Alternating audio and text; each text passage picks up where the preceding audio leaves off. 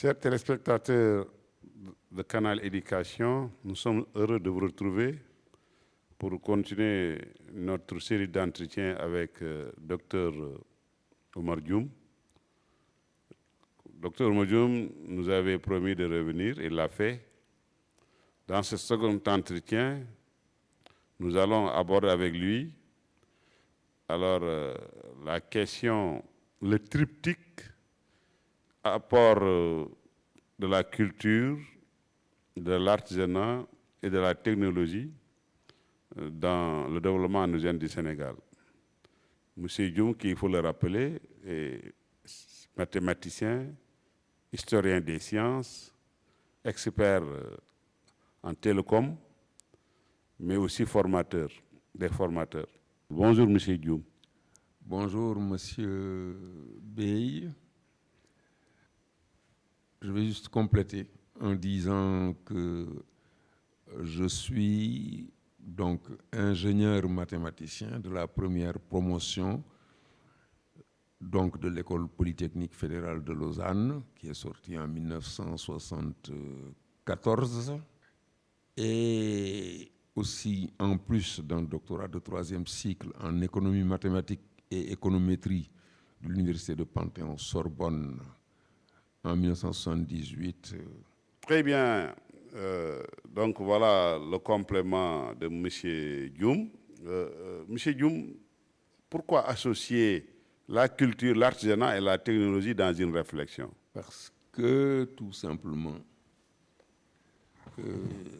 quelqu'un dont on ne peut pas douter des connaissances, qui s'appelle Albert Einstein, avait dit que la connaissance, c'est l'expérience, le reste n'est que de l'information. Et nous reviendrons sur cela, d'autant plus que j'avais proposé à M. Bey que donc, nous retenions pour lui comme pour moi le titre d'expert formateur. Il est expert en enseignement et moi je suis expert en enseignement et en recherche et en réseau de télécommunications, expert aussi de l'Union internationale des télécommunications. Et donc l'artisanat comme tremplin du développement m'a été suggéré en fait pour la première fois par une phrase du professeur Cheikh Anta Diop dans son article de 1948 intitulé « Quand pourra-t-on parler d'une renaissance africaine ?» qu'il a publié en 1948, en novembre 1948, dans la revue du Musée vivant lors du 100e anniversaire de l'abolition de l'esclavage, où il disait que, disons donc que, à propos de la tradition, n'est-ce pas, nous devons donc nous y appuyer comme un ressort, même à supposer que l'on cassa ce ressort pour donc nous développer, c'est-à-dire pour progresser. Et nous définirons la notion de progrès, en fait, qui rejoint la notion de modernité, parce que être moderne, c'est être capable de trouver des solutions aux problèmes, n'est-ce pas, qui se posent en son temps.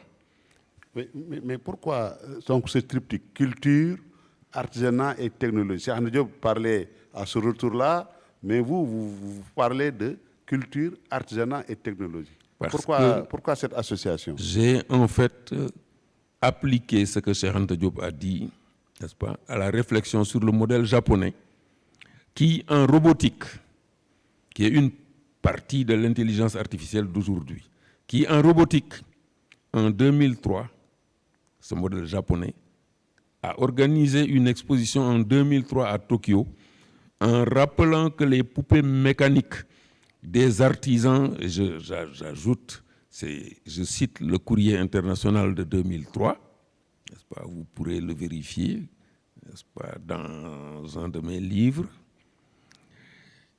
Les Japonais donc disaient que les artisans japonais de l'époque avaient créé des poupées mécaniques qui se déplaçaient.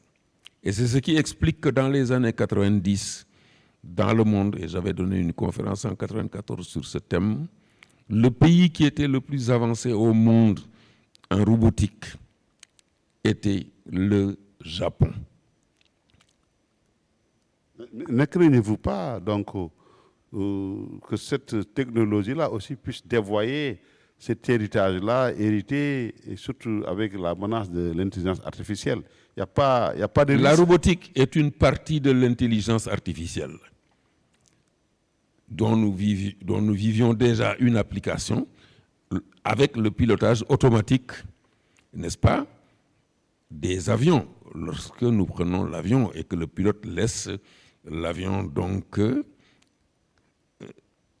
voler sans son intervention.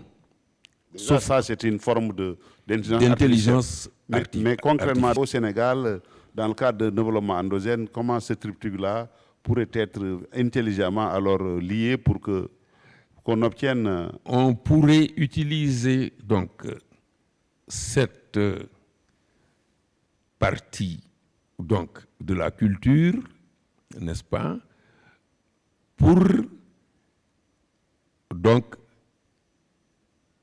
augmenter la créativité, n'est-ce pas, de nos élèves, de nos étudiants et de notre population. Parce que Cheikh Anta Diop disait à Carlos Moore, qui était un de ses disciples afro-cubains, n'est-ce pas, un peuple, pour survivre, a besoin de sa culture, n'est-ce pas, et pour avoir développé sa culture, a besoin de survivre. Très bien. C'est pourquoi vous faites la différence entre culture alibi et culture tremplin. Est-ce que vous pouvez revenir sur ces concepts? La culture alibi, c'est lorsque je vous avais donc parlé d'un de mes amis qui disait que, en fait, nous ici, nous avons tendance à marginaliser et à folkloriser notre artisanat. Or, je vous ai dessiné, n'est-ce pas, des objets que j'ai utilisés lorsque j'étais professeur et directeur des études à l'École supérieure interafricaine de l'électricité entre 1979-80 et 1982-83 à Bingerville, où j'avais donc demandé à Jean-Pierre Bouvier, qui portait d'ailleurs le nom du métier de ses ancêtres, parce qu'il s'agit d'une question de métier, n'est-ce pas, où j'avais illustré, et je l'ai dessiné tout à l'heure, et je crois que cela sera montré dans cette émission-là, un des théorèmes qui semblent les plus abstraits, n'est-ce pas, au départ, n'est-ce pas, donc de l'enseignement du second cycle en mathématiques dans notre système, n'est-ce pas, qui est un système qui aujourd'hui est un système qui est dépassé parce que c'est un système dans lequel nous continuons à penser comme ce fameux professeur qui disait à Albert Einstein au gymnasium, c'est-à-dire au deuxième cycle, n'est-ce pas, du lycée, qui disait à Albert Einstein, votre présence en ma classe est une insulte pour moi. Vous altérez le climat. Vous altérez donc le respect, n'est-ce pas, envers moi. Très bien. Mais concrètement, qu'est-ce que la culture alibi et qu'est-ce que la culture tremplin? La culture tremplin, le ressort dont Cheikh Anta Diop a parlé, n'est-ce pas, évoque irrésistiblement le tremplin, parce que le tremplin permet de sauter plus haut et plus vite. Très bien. Et l'alibi, la culture alibi? La culture alibi, c'est la culture, en fait, où l'artisanat, n'est-ce pas, est relégué au rang de folklore, ou bien au rang, n'est-ce pas, donc plus sociologiquement, je dirais, étrange, au rang d'endogamie. D'endogamie parce que il faut rappeler que pour avoir été marginalisé par la société, occidentale depuis le début du christianisme, n'est-ce pas, les Israélites étaient endogames. Et Einstein lui-même a souffert, n'est-ce pas, avec ses parents lorsqu'il a voulu, n'est-ce pas, se marier en dehors de l'endogamie. Donc, vous semblez dire donc que l'endogamie est un frein à l'innovation, à la créativité. Je ne peux pas l'affirmer, mais je peux dire que, en tout cas, Einstein a beaucoup souffert.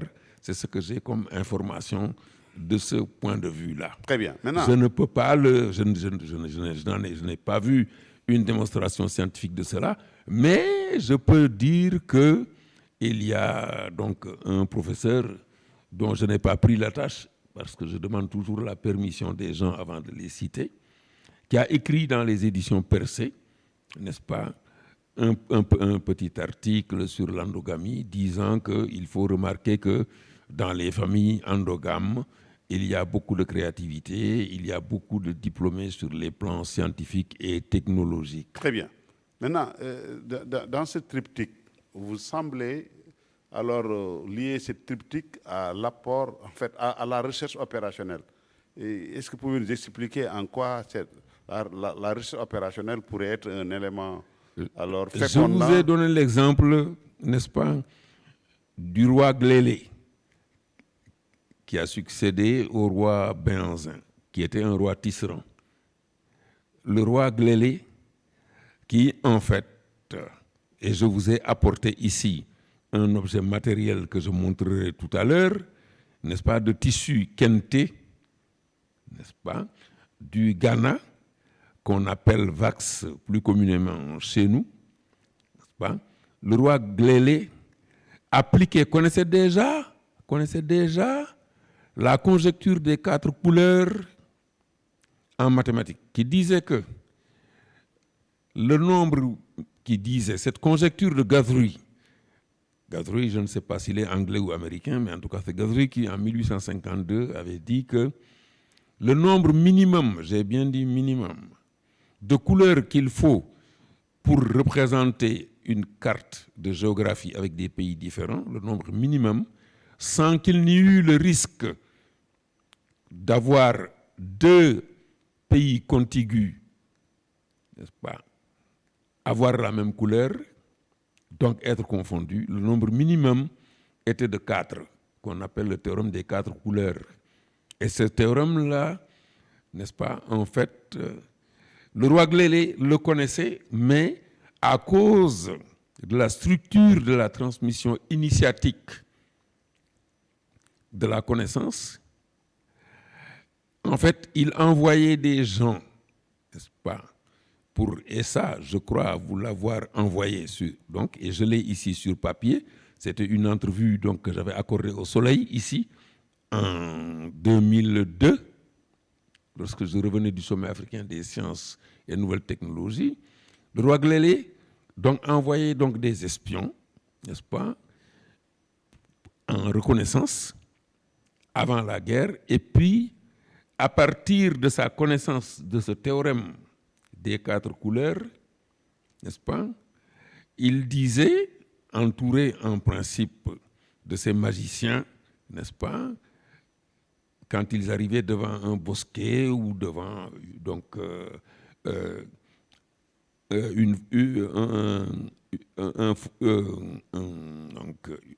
une forêt, n'est-ce pas, l'ennemi se cache derrière. Les gens allaient regarder et trouver l'ennemi. Alors que lui, en fait, le savait déjà. Donc, ce théorème a été appliqué dans la stratégie de guerre. Alors qu'en fait, donc, il l'a appliqué, mais il a gardé cette connaissance-là. Et ensuite, pour ce qui est beaucoup plus grave pour nous, pour l'enseignement secondaire, alors qu'en 1352, Ibn Battuta, lorsqu'il a rendu visite au Mansa Suleiman, il a trouvé le tisserand, un tisserand avec un métier à tisser, donc dans le creux d'un baobab. Alors qu'il avait vu le même tisserand avec le même métier à tisser, je répète, en 1352, à Alpuxarras, à côté de Grenade, plus de 100 ans avant que, n'est-ce pas, Ferdinand d'Aragon et Isabelle la catholique n'eussent reconquis l'Espagne.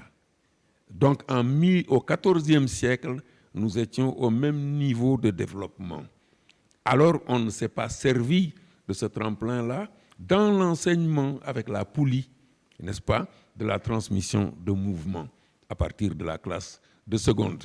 Quelle que soit, n'est-ce pas, l'orientation, quelle que soit donc la catégorie, n'est-ce pas, choisie par l'élève. Parce que quand on dit de quelqu'un qu'il a l'entendement lent, ça ne veut pas dire qu'il n'a pas d'entendement. Ça veut dire qu'il comprend plus lentement que les autres. Et ça pose un problème, je dirais, pédagogique. Très bien. Ça pose le problème de l'évaluation des enseignants. Ok, monsieur, voilà, vous avez donc posé ici un débat qui nous ramène à la question suivante.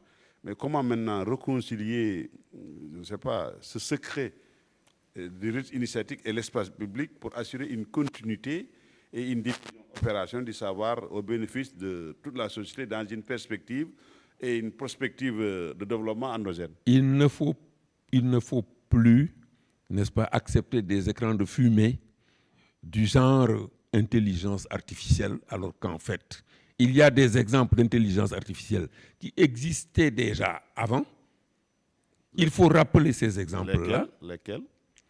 Lorsque un avion donc, est en situation de pilotage automatique, pour ceux qui n'ont jamais pris l'avion, ou bien lorsque donc il y a d'autres exemples qui me reviendront.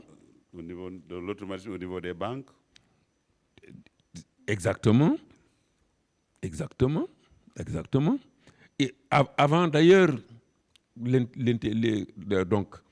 l'intelligence artificielle pour les banques, n'est-ce pas? Les guichets, les automatismes, n'est-ce pas? Là où il y a des automates, parce que automaton vient du tchèque, donc le mot tchèque, robot, veut dire ouvrier, n'est-ce pas? Donc la robotique est une partie donc, de l'intelligence artificielle. Mais justement, vous parlez de ce retard-là que nous avons connu à cause de cette initiative qui faisait que tout était gardé, c'était l'omerta.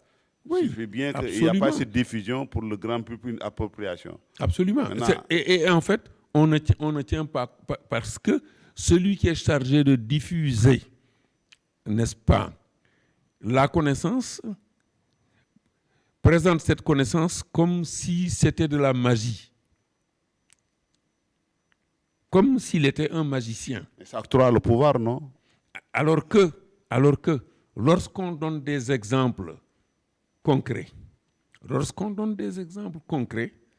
n'est-ce pas, cela permet, n'est-ce pas, à ceux qui ont l'entendement plus lent de comprendre plus vite.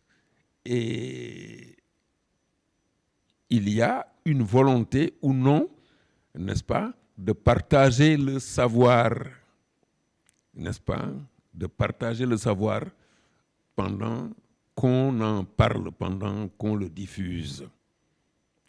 Oui, mais quoi que, est-ce que ce n'est pas aussi ce rythme initiatique, ce secret-là qui entoure un peu ce savoir endogène? Alors, je vais vous donner un exemple très simple. À l'école primaire, si par exemple à l'école primaire, un enfant, on le sait, est capable, en très bas âge, d'apprendre plusieurs langues à la fois. Si, par exemple, à l'école primaire, on dit à un enfant, on dessine, on met un point au tableau. On lui dit, en français, ça se dit point. En wolof, ça se dit tombe. En pulaar, ça se dit tobere. Je ne sais pas comment ça se dit en diola, n'est-ce pas? Et qu'on trace une courbe, et que la courbe, en français, on dit, ça se dit courbe, n'est-ce pas? En pulaar, ça se dit didol, n'est-ce pas?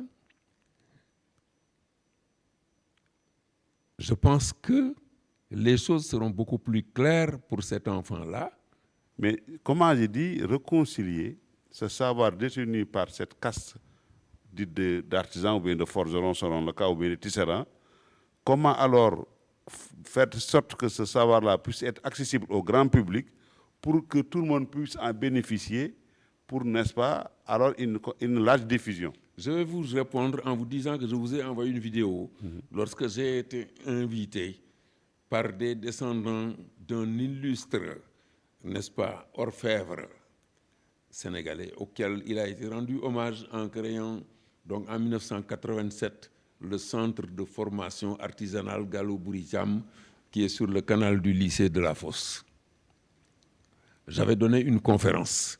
Et dans cette conférence, quelqu'un qui n'était pas donc de cette engeance, je dirais, d'orfèvre, a dit que, n'est-ce pas, ils admettaient, n'est-ce pas, des personnes qui ne venaient pas de cette engeance-là et qui apprenaient à être des orfèvres.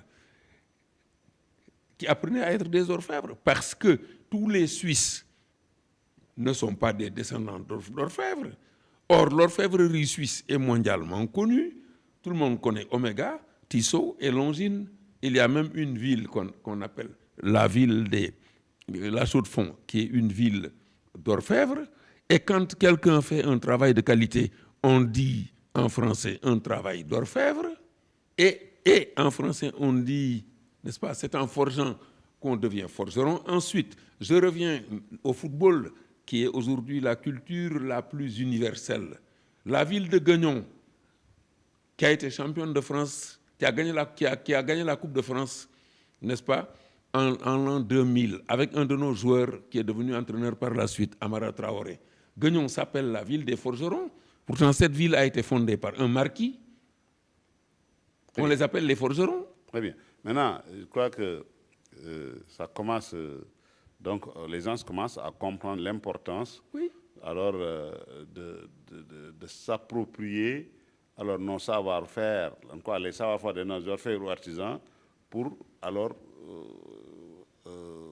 ne serait-ce que dans le cadre de la survie, trouver un métier alors pour... C'est le problème des métiers. Vous venez de prononcer le mot. Parce que le mot de métier, en fait, ça dépasse même la question, donc, je dirais, des artisans. Ça va jusqu'à la médecine traditionnelle, les fameux médecins aux pieds nus, n'est-ce pas?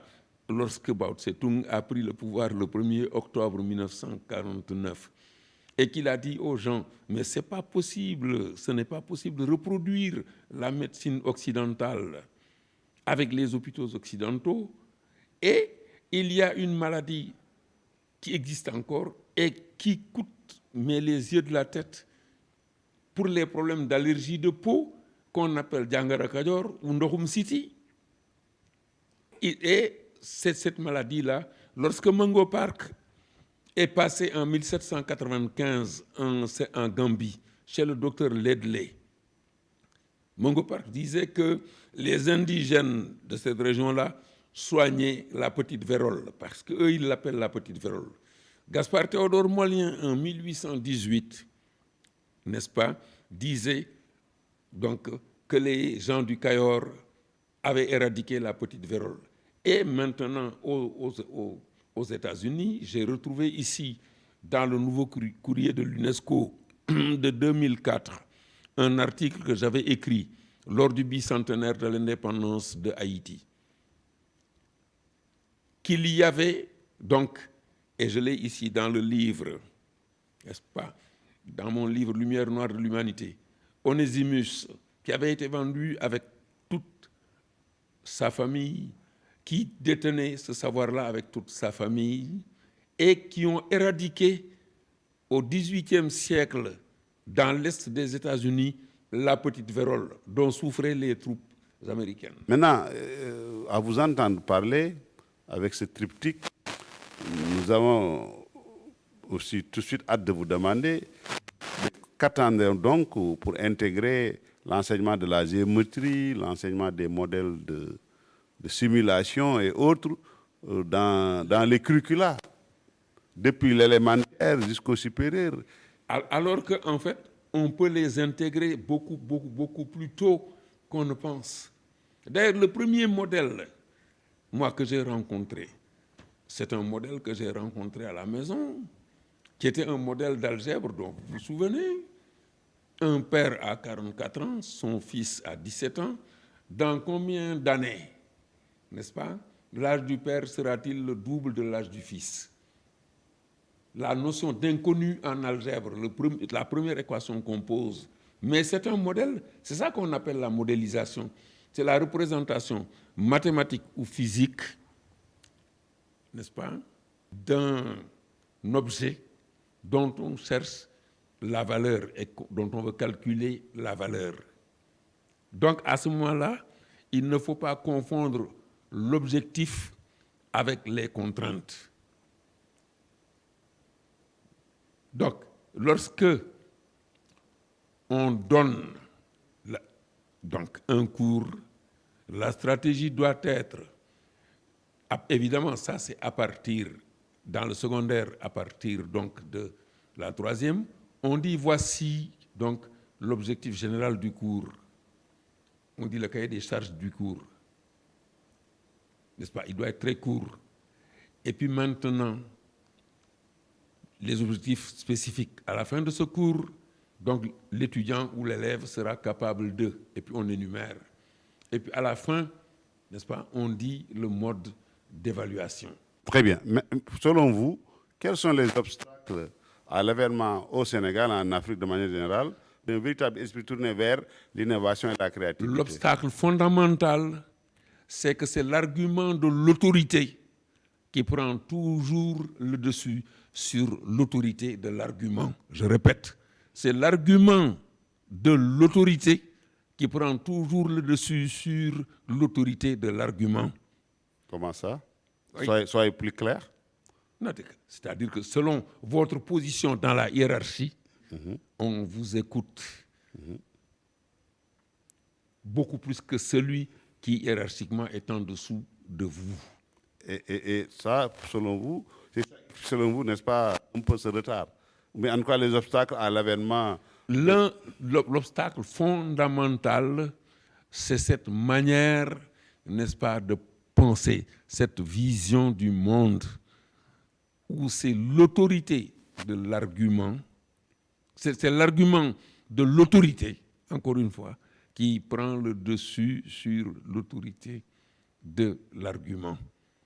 C'est ce qui explique d'ailleurs cette opposition, je dirais presque viscérale, des gens qui sont chargés de transmettre le savoir au fait d'être évalués eux-mêmes.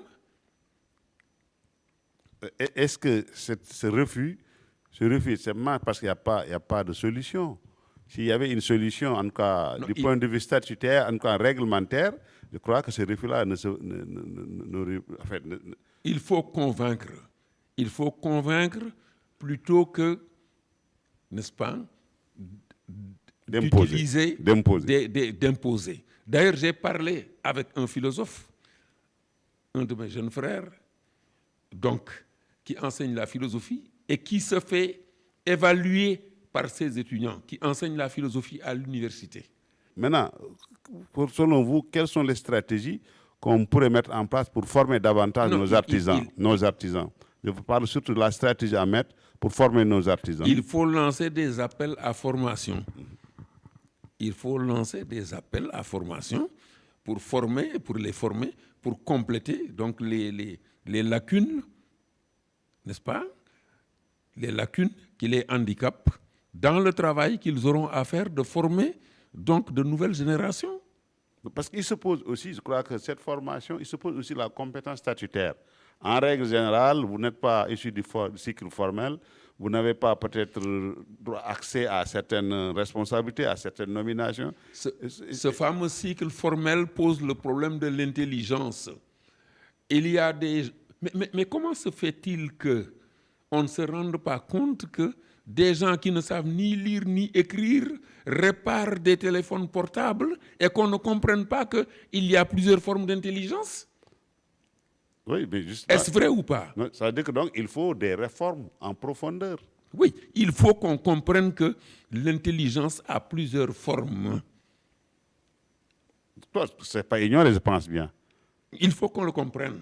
Si on l'avait compris, pour former quelqu'un qui répare des téléphones portables alors qu'il il est analphabète mais pas bête, comme disait l'autre. Justement, la situation socio-économique de nos pays, qui est un peu, peu viable, enviable, j'allais dire, hein, peu enviable, en dépit des énormes potentialités et autres opportunités, alors relève-t-elle selon vous de mépris ou bien simplement d'une ignorance des élites politiques et intellectuelles? Comment expliquer ce retard-là encore de nos pays? Non, ce n'est ni un mépris, ni de l'ignorance, ni de l'ignorance. Encore une fois, je répète, ce n'est ni un mépris, ni de l'ignorance. Ça vient simplement du fait qu'on n'observe pas la réalité. D'ailleurs, je reviens encore à Einstein, qui disait en allemand, Die Freude dem Denken, la joie de la pensée, la joie de réfléchir. N'est-ce pas? Donc, ce n'est ni du mépris, c'est de l'ignorance, mais c'est une absence d'observation. D'observation. Comment La observer? réflexion est observer. Il faut observer et se rendre compte que quand vous prenez votre téléphone portable, n'est-ce pas, presque 8 fois sur 10 ou 9 fois sur 10, et qu'il a des problèmes, quand vous allez à un marché là, que je ne vais pas nommer parce que je ne vais faire de publicité pour personne, vous tombez sur des gens qui ne savent ni lire ni écrire, mais qui vous le réparent. Mais ces gens-là, ils ont une manière, une stratégie, ils savent comment, n'est-ce pas? Et c'est cette expertise, parce que c'est le mot expertise qu'ils doivent transmettre. Non, ça dit que ça c'est vrai. Maintenant, aussi, on veut seulement citer la responsabilité de nos élites politiques et intellectuelles. Parce que aussi, un pays est sur la gouvernance d'hommes politiques, aussi d'intellectuels au service, n'est-ce pas, de cette gouvernance. Pourquoi, depuis toujours, en dépit, je dis, de nos potentialités et opportunités? Parce qu'on a été éduqué dans une vision, n'est-ce pas, où intelligence intellectuelle se confondent avec diplôme. Je veux vous dire que celle qui m'a enseigné la soustraction avec retenue, alors que j'étais au cours préparatoire deuxième année, à l'époque c'est comme ça qu'on disait. On disait cours préparatoire première année, cours préparatoire deuxième année. Ne savait ni lire ni écrire. Elle teignait, donc elle teignait, elle faisait de la teinture, elle vendait et puis elle prêtait donc à des clients.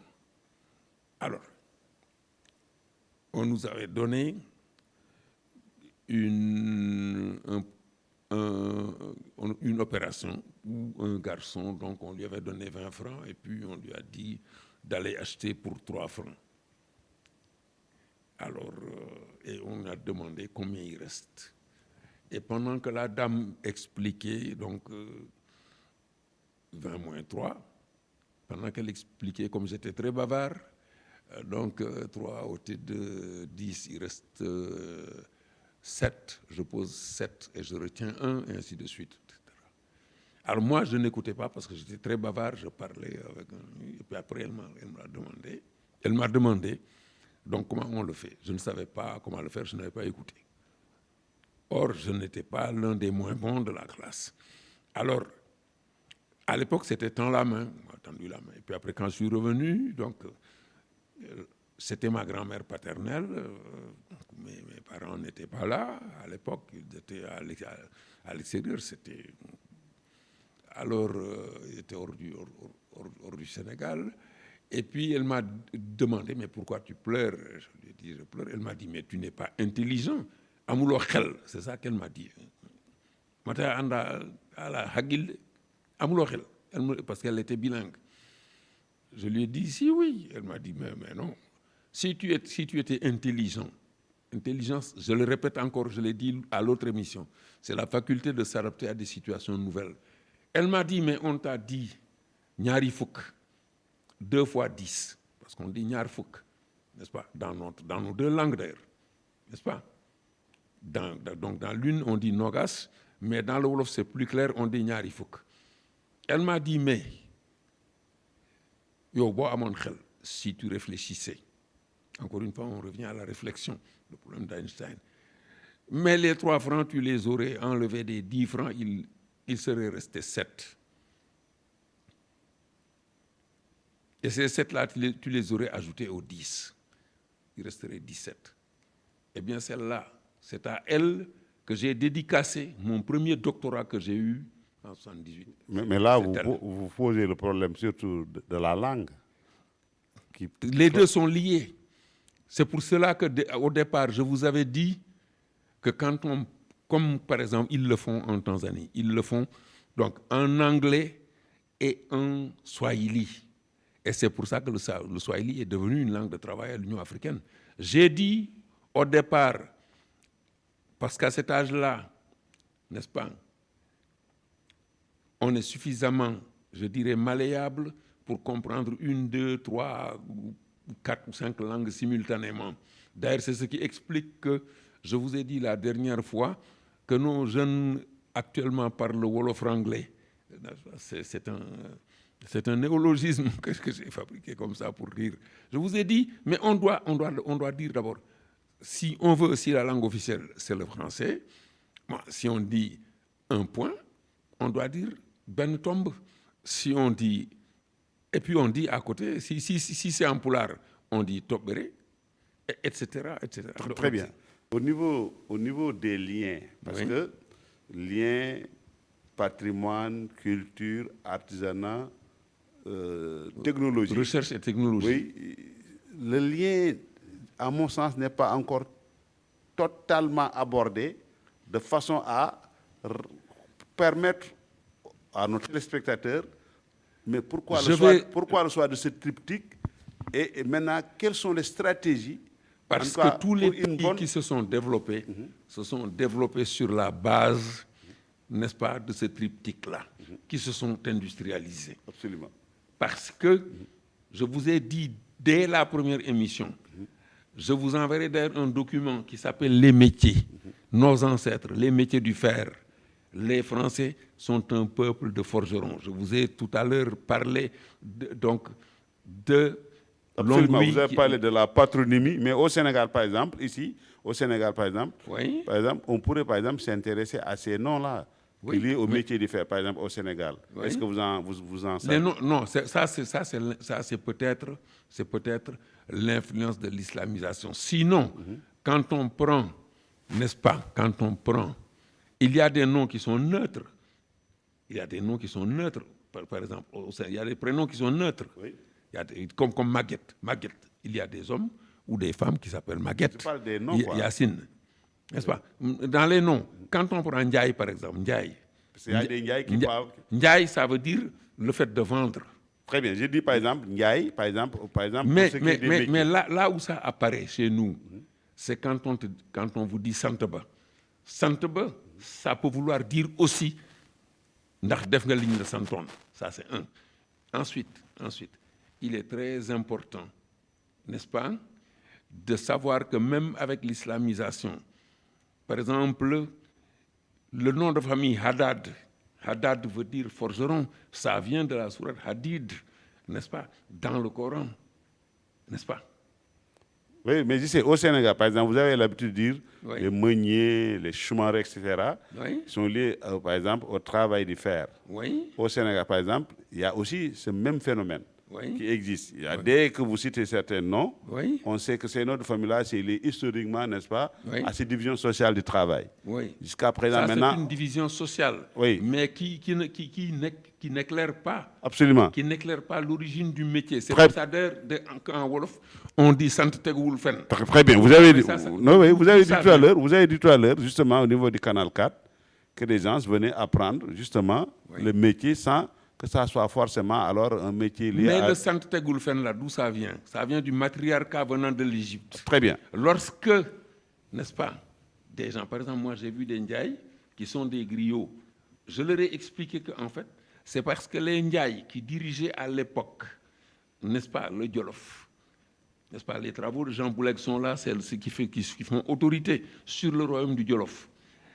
Et Ndiaye Ndiaye, au début, le premier d'Aboubacar Ben Omar, le premier. Donc, ces gens, quand ils se disputaient, donc et c'est très important, n'est-ce pas, de prendre en compte ça. Quand ils se disputaient le pouvoir, certains étaient obligés de fuir, sinon il y allait de leur vie. Quand ils fuyaient, ils se réfugiaient. Par exemple, dans une famille, n'est-ce pas, protectrice, qui socialement, n'est-ce pas, était donc d'une catégorie, je dirais, inférieure à celle dont ils venaient. On leur disait, on vous donne une femme, vous voulez vous marier, on vous donne une femme, mais vous faites le même métier que nous. C'est cela qui explique cela. Très bien. C'est toujours le matriarcat. Très bien. Et les métiers. Justement, donc nous voilà quasiment, en tout cas pas loin de la fin de notre émission. Oui. À vous entendre parler, nous avons l'impression que le développement, en tout cas endogène de n'importe quel pays, passe naturellement par la valorisation de son patrimoine. D'ailleurs, c'est tellement vrai que je vous ai dit la dernière fois qu'avant que l'ordinateur n'apparaisse, quand c'est arrivé en Europe en 68, l'Europe était déjà développée. L'ordinateur, on a commencé à l'utiliser qu'à partir de 1971. Oui, mais pour nos pays... Non, attendez, c'est très important. Et vous avez ajouté quelque chose donc, que j'ai trouvé très intéressant dans le protocole. C'est quand vous avez parlé d'endogénéité. Alors, je me suis dit, et ça, j'y réfléchissais depuis longtemps, est-ce que je ne vais pas aussi ajouter l'acronyme SEMI, sciences, endogénéité, mathématiques et ingénierie des systèmes. En anglais, le même acronyme, Science, Endogeneity, Mathematics, Intelligent System. Donc vous semblez un peu battre en brèche l'acronyme STEM, qui ne semble non, pas... Non, je ne le bats pas en brèche, je le complète. Vous le complétez? Je le complète. Je le complète. Si je me répète, vous comprendrez très bien ce que je veux dire. Science, endogeneity, parce que l'artisanat est endogène. Et ensuite, intelligent system, c'est l'intelligence artificielle. Et il y a aussi une autre chose. Je vous avais dit que dans le dialogue entre Carlos Moore, n'est-ce pas, et Cheikh Anta Diop, n'est-ce pas, Cheikh Anta Diop lui avait dit que pour qu'un peuple survive, il faut qu'il s'appuie sur sa culture. Et pour qu'un peuple s'appuie sur sa culture, il faut qu'il survive. Or, dans la région de Walalde, l'homme de Walalde, qu'on a retrouvé dans le Walalde sénégalais, du côté sénégalais, le laboratoire d'archéologie de la faculté de lettres et sciences humaines, dirigé par le docteur Alioune Dem. L'homme de Walalde, l'archéologie qui fait parler, n'est-ce pas, l'archéologie donc dont le professeur Bokoum, d'ailleurs, que je salue au passage, n'est-ce pas, qui est le spécialiste de l'âge du fer au Sénégal, l'archéologie qui fait parler les pierres et puis les objets, n'est-ce pas, le docteur Alioune Dem faisant partie donc de la même engeance que le professeur Bokoum. Donc, 1000 ans avant Jésus-Christ, l'homme de Walalde avait déjà une lance. Il savait donc comment enlever donc la gangue du fer Hoggo en pulaar. C'est pour ça que les Diaogo, la première dynastie qui a dirigé le Fouta, c'est les Diaogo. Et ensuite, fabriquer une lance. Pour fabriquer une lance, n'est-ce pas, pour qu'elle puisse porter, par exemple, et abattre un mammouth d'un seul coup, parce qu'on peut imaginer que c'était un mammouth qu'il y avait 1000 ans avant Jésus-Christ. Il fallait savoir calculer, n'est-ce pas, une trajectoire et savoir la notion de quantité de mouvement, ne serait-ce qu'instinctivement.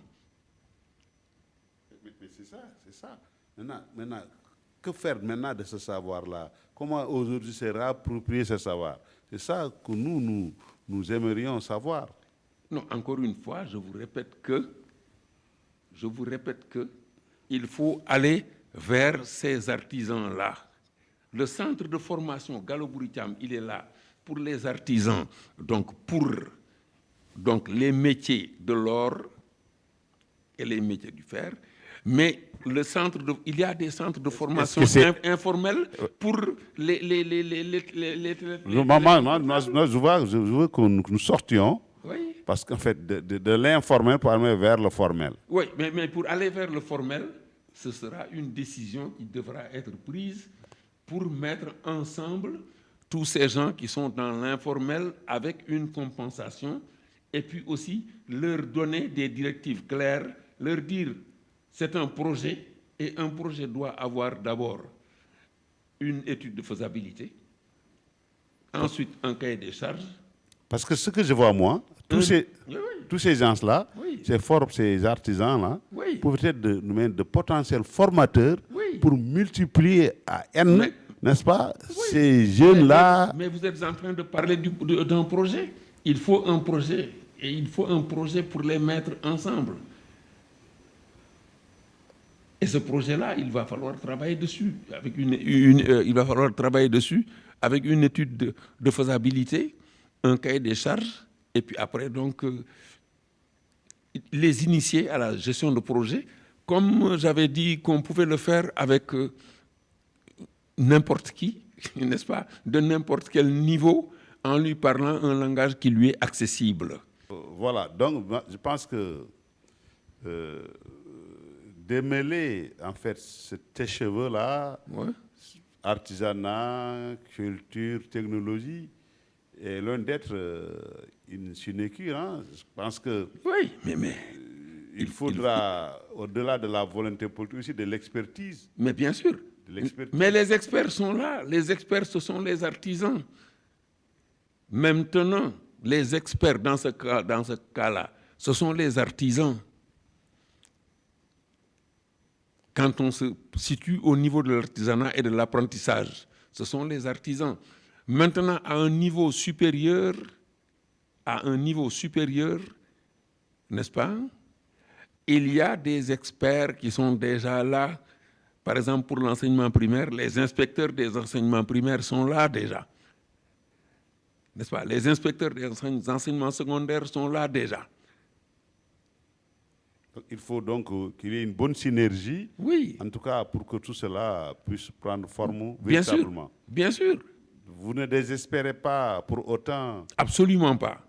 En dépit de ce que vous avez appelé un peu l'inertie des forces politiques et intellectuelles? Absolument pas. Je ne désespère pas. Je ne désespère pas. Tant qu'il y a de la vie, il y a de l'espoir. Et puis, encore une fois, la culture tremplin, le Japon a montré l'exemple. Et ensuite, même dans d'autres domaines, même dans le domaine du développement, je dirais le choix, n'est-ce pas, entre essayer de copier ou de rattraper quoi? Un modèle de développement, n'est-ce pas? Ou bien avoir un développement endogène, encore une fois, endogène. En un mot, un développement qui soit en adéquation avec nos besoins. Absolument. C'est ça l'endogénéité. En vérité, vous venez de définir l'endogénéité. D'ailleurs, ce que vous dites là est tellement clair que, d'ailleurs, c'est ça qui, en fait, avait opposé le débat qui avait opposé Nehru, Jawaharlal Nehru, n'est-ce pas, avec Gandhi. Parce que Gandhi voulait que dans chaque village hindou, il y ait un tisserand avec son métier à tisser, qu'il y ait un forgeron, n'est-ce pas, et qu'à côté, il y ait une agriculture locale qui est développée. Alors que Nehru voyait plus loin ce qu'il voulait, comme il avait eu la guerre du Sikkim avec la Chine. La Chine avait eu la bombe atomique en 1964. Nehru voulait donc la bombe atomique. Ils l'ont eu en 1974 avec sa fille, donc Madame Gandhi, n'est-ce pas? Mais l'Inde n'avait pas résolu pour autant le problème de la famine. Absolument. Aujourd'hui, donc, nous le constatons, ce besoin de modernisation mais ne date pas d'aujourd'hui, mais ça reste toujours des vœux pieux. Mais la modernisation, c'est la capacité de penser ses besoins en fonction de la situation actuelle qu'on vit. C'est ça la définition de la modernisation. Ça n'est pas l'occidentalisation. Oui. Évidemment, on confond souvent, d'ailleurs, ce que vous avez dit tout à l'heure, il ne s'agit pas de rattraper, mais c'est juste encore penser pour soi et par soi. Nous sommes quasiment au terme de cet entretien. Que voulez-vous véritablement encore ajouter à tout ce que nous avons dit avant, n'est-ce pas, de prendre congé avec nos téléspectateurs? Je voulais vous remercier d'abord de m'avoir permis de m'exprimer. Et j'espère que je n'ai pas été donc tenté par des digressions, n'est-ce pas? J'espère que je n'ai en fait fait aucune digression par rapport aux questions que vous m'avez posées. Et je voulais vous remercier d'avoir introduit donc les mots de géométrie et d'endogénéité dans le protocole de questions. Je vous remercie de m'avoir permis donc de m'exprimer et j'espère que j'ai été suffisamment clair dans les définitions parce que définir un objet, c'est en dire les caractéristiques de façon claire et nette, n'est-ce pas, et compréhensible pour tout le monde. Pour notre part, nous sommes très heureux de vous avoir rencontré, de faire votre connaissance et surtout de nous avoir permis d'avoir 2 entretiens. Ce n'était pas évident compte tenu des contraintes, compte tenu de la délicatesse aussi de la santé à votre âge, ce n'est pas évident. Mais vous avez tout de même tenu à être présent, avec d'ailleurs sans répit, parce que vous n'avez même pas eu le temps de souffler qu'on a enchaîné avec le premier entretien et le deuxième. Donc tout ça, ce n'était pas évident. En tout cas, ceux qui vous connaissent ont un témoignage particulièrement vibrant. Parce que c'est vrai que le Mouché Dioum des années 2000 n'est pas le Mouché Dioum actuel. Ça aussi, nous le savons tous. Les digressions, c'est vrai, sont inévitables.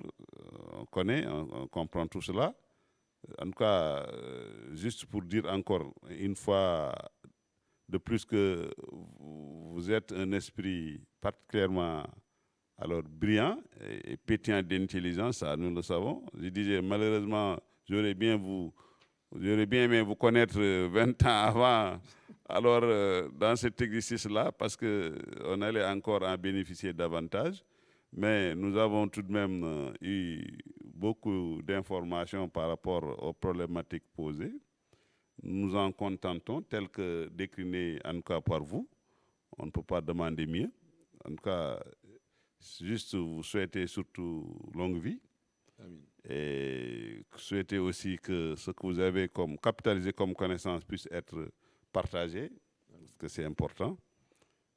J'avoue que j'ai eu d'ailleurs, comme je vous l'ai dit ce matin, un témoignage qui me vient, n'est-ce pas, du pays de l'oncle Sam, qui vous connaît très bien et qui vous qualifie comme étant une encyclopédie vivante. Donc, sur ce, nous disons merci encore une fois de plus au doyen Omar Dioum. Et chers téléspectateurs, donc nous voici au terme de notre entretien. Alors, nous vous donnons rendez-vous pour la prochaine fois. D'ici là, continuez à suivre, n'est-ce pas, les programmes de Canal Éducation. Merci.